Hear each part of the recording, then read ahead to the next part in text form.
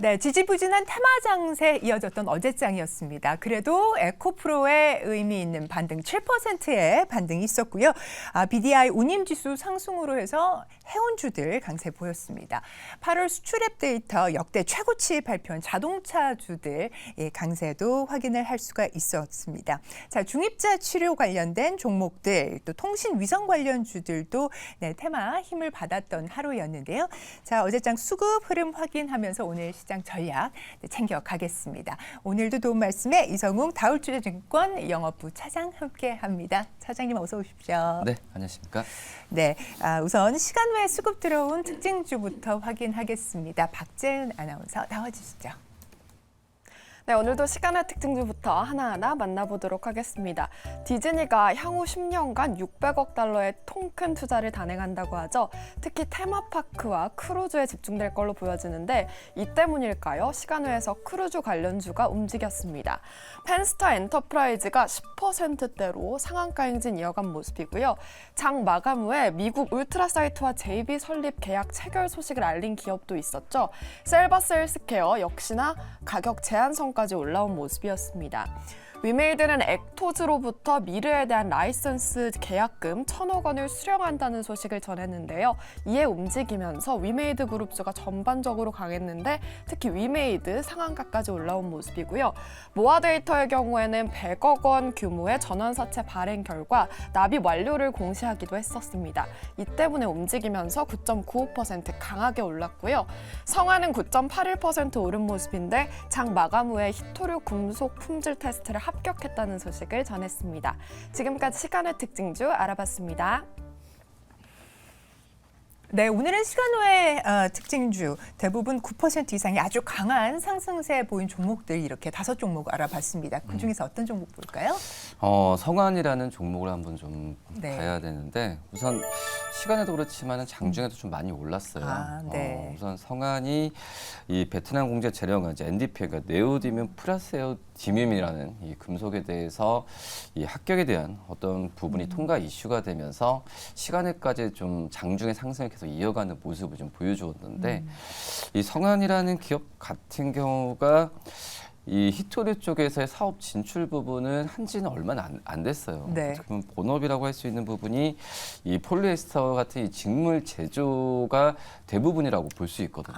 섬유기업. 네. 네네. 그리고 이제 뭐 보면 이제 부동산 또 이제 뭐 도매 사업도 좀 하고 있는데. 네. 아무튼 이 히토류 쪽에서도 지금 얘기 나와서 주가가 올라가는 걸 봤을 때도 이 성화는 지금 현재는 이런 그 어떤 본업보다도 신사업 쪽에서의 그 이슈가 어떤 주가에 가장 큰 영향을 끼친다라고 좀 말씀드릴 수 있겠고요. 우선 그 성환 같은 말씀드렸듯이 이 사업에 대한 진출하기 한 게 얼마 안 된 게 바로 이제 미국 히토류 광산 회사죠. 이 MP 머티리얼즈와 이 네오디뮴 프로세우디뮴에 대한 그 계약을 체결한 게 얼마 안 됐었거든요. 뭐 그렇기 때문에 이 구매 계약을 통한 이 성환이 이쪽에서의 실적에 대한 부분에 있어서 지금 기대가 지금 크다라고 볼 수 있겠는데 여기에 이 중국 쪽에서도 이제 히토류 수출 제한이라는 또 이슈가 또 이제 묶인 상황이기 때문에 이 장중에 올랐고 시간에라도 올랐고 이거에 대한 상승세를 오늘도 이어갈 가능성이 굉장히 좀 크지 않나라고 좀 생각이 좀 되고 있고요. 이 NdPr이라고 하는 이 금속 같은 경우는 이 어떻게 보면은 이제 연구 자석의 핵심 요소이기 때문에 이 뭐 일반적인 발전소나 여러 가지 발전기 안에서 어쩔 수 없이 핵심 요소로 지금 갈 수밖에 없는 금속이라고 볼 수 있어요. 뭐 그렇기 때문에 이 중국 쪽에서 히토류 제한에 대한 부분에 있어서는 이 성환을 시장에서는 좀 그 수혜주로 계속 그 얘기할 가능성이 크다라고 네네. 좀 판단되고 있고요. 뭐 지금 현재 뭐 본업이라고 할 수 있는 부분 같은 경우는 그 전에는 좀 약간 원재료 가격, 그러니까 원당 가격이죠. 직물 제조 업체이기 때문에 이 원재료 가격 좀 상승세를 많이 좀 보여주면서 약간 실적이나 매출 부분이 좀 감소하는 모습을 보여주는데 지금 현재 본다고 하더라도 이 원재료 가격도 좀 안정된 흐름을 좀 가져가고 있는 모습을 봤을 때도 성환이 거의 주가가 뭐 재미가 없죠. 거의 이제 올해 4월부터 주가가 약간 그 보합 양상을 지금 보여주고 있는데 네. 뭐 이거에 대한 상승 여력을 한 번 더 가져갈 이 히토류와 관련되면서 이 주가에 대해서 다시 한번 이제 재평가가 되지 않을까라고 좀 판단이 되고 있어서요. 네. 이 성안을 한번 좀 시간에서 좀 관심 있게 봐도 괜찮지 않을까 이렇게 판단됩니다. 네, 그러니까 신규 사업인 히토류 그 중에서도 네오디움의 금속 품질 테스트 소식이 나오면서 지금 어제 상승을 했고 특히 오늘까지 그 상승 여력이 좀 이어질 것이다라고 보는 관점이신 거죠. 네. 네네. 그리고 3월에 지금 급등을 한 이후 4월부터는 조금씩 이렇게 조정이 나오고 있는 상황이다 말씀을 주셨습니다. 가격 전략은 어떻게 세워볼까요? 근데 성안은 말씀드렸다시피 아마 지금 시장도 그렇지만은 이 어떤 실적이나 이런 부분보다도 이 신사업에 대한 히트류와 관련된 수익성이 언제 빨리 잡히냐 이 부분이 굉장히 중요한 것 같아요. 그래야 어떤 주가에 대한 랠리 부분을 이끌 수가 있고 어떻게 보면 직물 제조나 어떤 이쪽에서의 그 사업 자체가 좀 약간 정체되는 면은 좀 있어요. 네. 뭐 그렇기 때문에 지금 주가적 측면은 이 신사업에 대한 그 수익성이 실적이 언제 잡히냐 이 부분이 굉장히 중요하다 말씀드리겠고요. 1차적인 목표가는 2,500원을 좀 말씀을 드릴 텐데 2,500원 돌파했을 때는 뭐 분할매도 관점으로 접근하셔도 괜찮지 않을까라고 판단이 되고 있고 이 손절가는 1,900원 말씀드리도록 하겠습니다. 네, 매수가는 2,140원, 목표가 2,500원으로 제시됐고요. 목표가 터치시는 분할 매도 관점입니다. 참고해 주시면 좋겠습니다. 자, 이어서 수급적으로는 외국인 이탈이 눈에 띄었던 어제였는데요. 기관 같은 경우에 코스피에서는 500억 순매수를 했고요. 또 코스닥에서는 325억 순매도 기록했습니다. 자, 외국인과 기관 최근 담고 있는 종목들 특징주로 확인해 보시겠습니다. 네, 먼저 외국인의 특징주부터 하나하나 만나보도록 할 텐데요.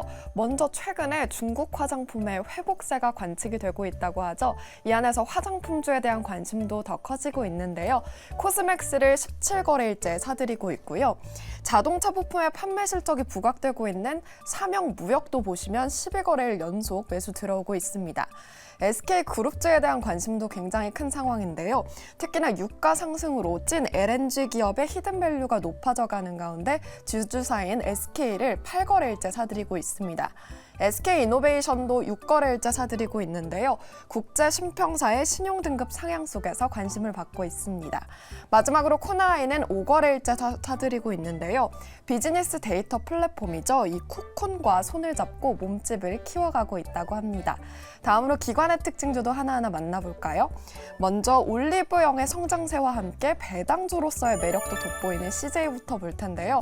34거래일째 기관이 눈독을 들이고 있습니다. 식품 제조주에 이제 호조세가 돋보이는 사조 대림도 볼 텐데요. 25거래일째 사들이고 있고요.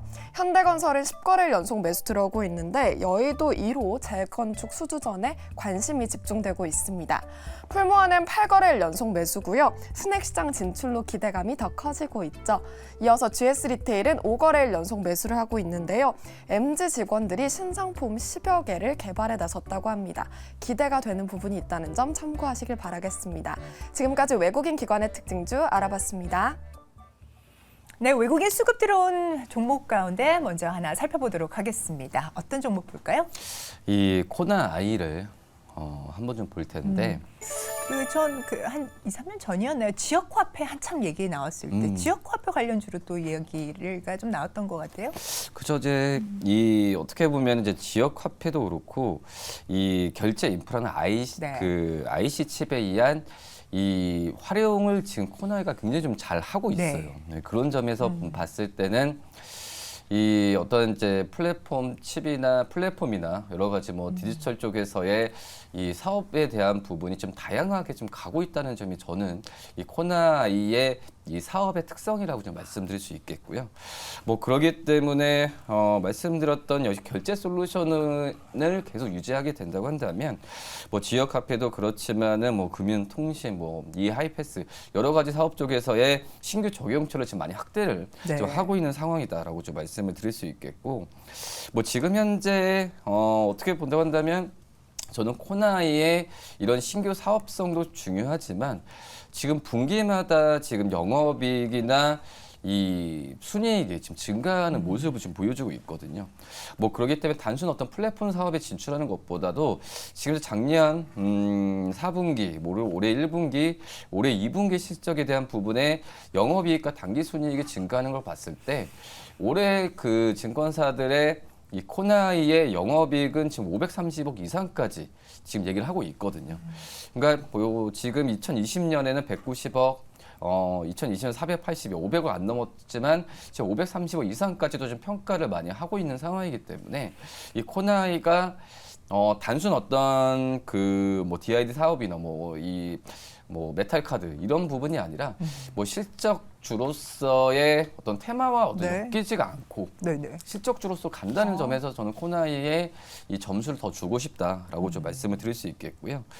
그리고 지금 현재 본다고 하더라도 말씀드렸던 메탈 카드나 이 컨텐츠 리스크 카드 이쪽 쪽에서의 마진 부분이 많이 나왔는 그런 사업 쪽이기 때문에 이쪽에서의 수익성이나 부분을 코나이가 더 사업성을 건다고 한다면은 영업이익이나 이런 부분은 증가할 가능성이 굉장히 좀 높지 않나라고 좀 생각이 되고 있고요.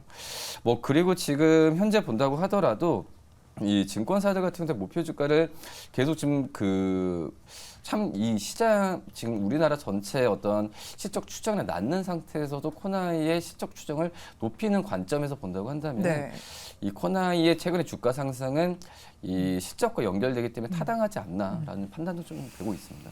네, 뭐 신규 사업성 이런 뭐 핀테크 플랫폼 관련돼서도 물론 기대감이 있는 것이지만 지금 말씀 주셨던 부분은 탄탄한 실적 증가세 다시 한번 확인을 해봐야 된다고 해주셨습니다. 가격 전략 확인하겠습니다. 지금 현재 본다고 하더라도 이 경쟁사 그 글로벌 또 본다고 하고 내적으로 본다고 하더라도 뭐 유비벨룩스, 뭐 바이오스마트 여러 가지 경쟁 기업이 있긴 한데 이쪽에서의 어떤 PER을 기준으로 한다고 하더라도 코나이의 최근 주가 수준이 그렇게 높은 편은 아니라고 좀 생각이 되고 있거든요. 그리고 말씀드렸던 이제 증권사들 같은데 목표 주가를 26,000원까지도 좀 제시를 네. 하고 있기 때문에 지금 최근에 올랐다고 하더라도 충분히 매수 관점으로 접근해도 무리가 없다라고 좀 생각이 되고 있고요. 1차적으로 뭐 26,000원은 좀 증권사들이 말씀하는 부분으로 좀 하는 상황이고, 근데 말씀드렸던 유비벨룩스 여러 가지 뭐 다른 기업들이 PER이 50배가 넘거든요.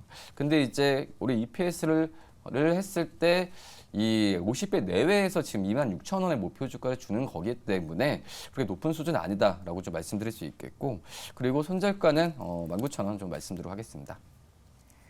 네, 기관 수급 특징주로 또 이어가 보도록 하겠습니다. 코나이의 목표가 26,000원으로 제시가 됐고요. 자, 기관 수급 종목 중에선 뭘 볼까요? 현대건설을 네네. 좀 봐야 될 텐데, 네.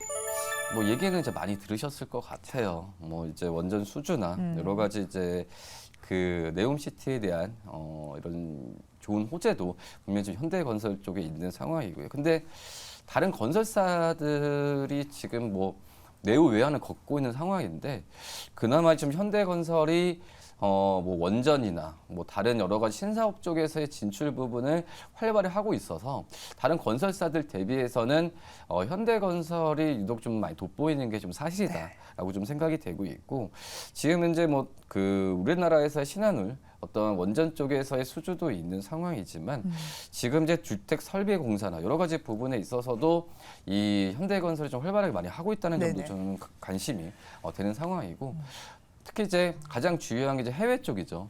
해외 쪽에서의 대형 원전에 대한 수주 부분이 지금 나오고 있는 상황이기 때문에 이런 뭐 전략적 협약이나 여러 가지 부분에 있어서 건설업체인 전체적으로 좋다라는 것보다도 건설주 안에서도 뭐 말씀드렸던 이제 기관이 쪽에서의 매수세가 들어온 걸 봤을 때 현대건설에 대한 관심을 좀 많이 가져야 되는 게 네. 맞지 않을까라고 좀 판단이 좀 되고 있습니다. 네, 원전 재건 사업의 모멘텀까지 장착하고 있습니다. 강한 해외 수주 흐름 나오고 있는 만큼 지금 봐야 할 때다 말씀을 주셨고요. 어느 정도까지 가격 상방 열어놓고 보면 될까요?